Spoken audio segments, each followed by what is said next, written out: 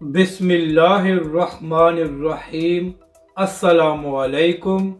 آپ دیکھ رہے ہیں یوٹیوب چینل عام سی باتیں۔ نئے آرمی چیف کو مبارک کیوں نہیں دی؟ تحریک لبیک اور علامہ سعد حسین رضوی کے خلاف نیا پروپیگنڈا، اس ویڈیو میں ہم اسی کے متعلق بات کریں گے۔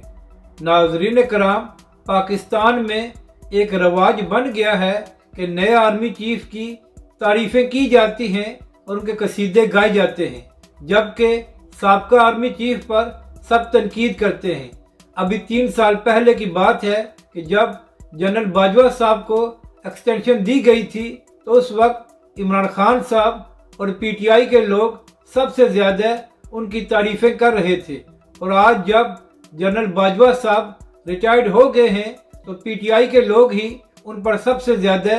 تنقید کر رہے ہیں، اور اسی طرح تمام سیاسی رہنماؤں نے ان کو مبارک بھی دی ہے آرمی چیف بننے پر۔ جبکہ دوسری جانب ایک صحافی نے یہ سوال اٹھایا ہے کہ آخر کیا وجہ ہے کہ تحریک لبیک اور علامہ سعد حسین رضوی نے نئے آرمی چیف کو مبارک نہیں دی؟ تو ناظرین کرام، پہلی بات تو یہ ہے کہ جس دن ہی عاصم منیر صاحب کا نام فائنل ہوا تھا کہ وہ پاکستان کے نئے آرمی چیف بنیں گے، تو اسی دن تحریک لبیک پاکستان کی جانب سے یہ ٹویٹ سامنے آیا تھا،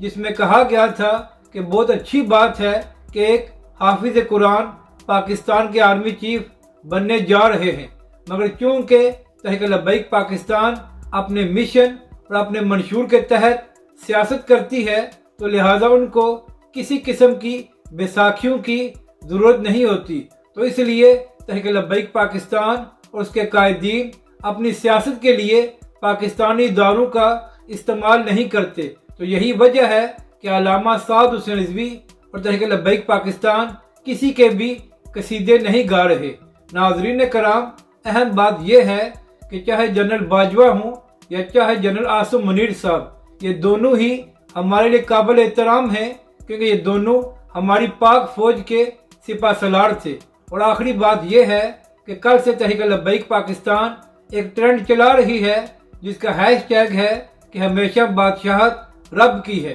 یعنی کہ تحریک لبیک پاکستان ان تمام لوگوں کو یہ پیغام دے رہی ہے جن کے پاس حکومت اور طاقت ہوتی ہے کہ آپ کی طاقت اور حکومت تھوڑے عرصے کے لیے ہے اور یہ بہت جلد ختم ہو جائے گی۔ تو اس لیے جب آپ کو طاقت ملے تو آپ اس کو قانون اور آئین کے مطابق استعمال کریں اور کسی کو دیوار کے ساتھ نہ لگایا جائے، جس طرح تحریک لبیک پاکستان کو 1 سال پہلے دیوار کے ساتھ لگانے کی کوشش کی گئی تھی۔ اپنی رائے کا ضرور اظہار کریں کہ آپ کو یہ ویڈیو کیسی لگی، اور ہمارے اس چینل کو بھی سبسکرائب کریں۔